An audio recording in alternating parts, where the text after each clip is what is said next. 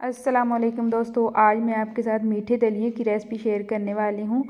तो बहुत ही अच्छी ये रेसिपी बनती है और बहुत जल्दी बन जाती है। आज का रमज़ान स्टार्ट हो चुके हैं, सुबह पहला रोज़ा होगा, तो सबको मेरी तरफ से रमज़ान करीम की बहुत ज़्यादा मुबारक हो।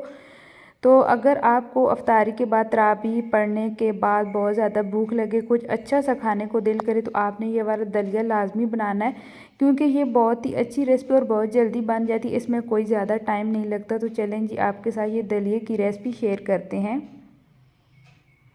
तो हमने यहाँ पर एक पैन लिया है, इसमें ऐड कर देंगे 1 कप भरकर दलिए का, और 1 कप हमने दलिए के लिए और 4 कप हम पानी का लेंगे।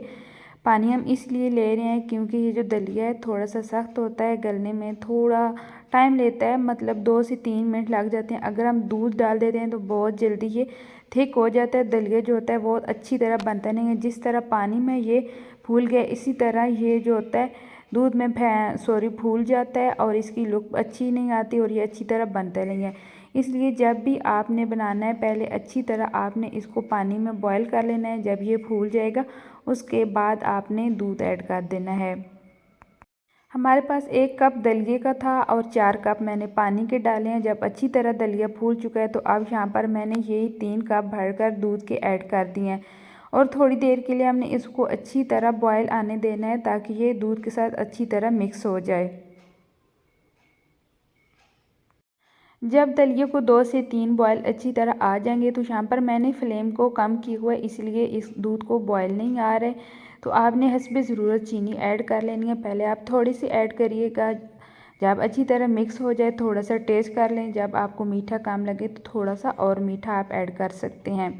डायरेक्ट ही आपने ज़्यादा मीठा ऐड नहीं करना, फिर बहुत ज़्यादा हो जाता है। तो ये देखें, इस तरह आपने मिक्स कर लेना है, तो बहुत ही जल्दी ये रेसिपी बन जाती है। तो फ्रेंड, आपने मुझे कमेंट करके ज़रूर बताना है ये मेरी दलिए की रेसिपी आपको कैसी लगी।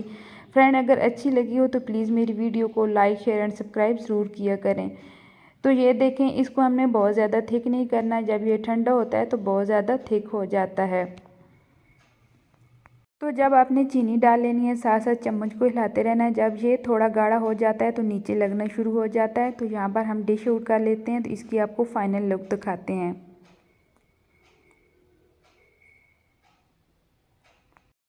तो यहाँ पर आपको आकर लगेगा कि ये दलिया बहुत ज़्यादा पतला है, लेकिन ये पतला नहीं है। जब ये ठंडा होता है तो बहुत ज़्यादा थिक हो जाता है। तो यहाँ पर अल्हम्दुलिल्लाह हमारा मीठा सा दलिया रेडी हो चुका है।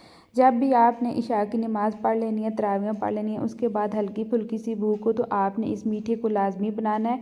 तो बहुत ही जल्दी ये और हेल्दी सी ये रेसिपी बहुत जल्दी बन जाती है। तो फ्रेंड, इसी तरह न्यू रेसिपी के साथ फिर मिलूँगी, तब तक के लिए अल्लाह हाफिज़।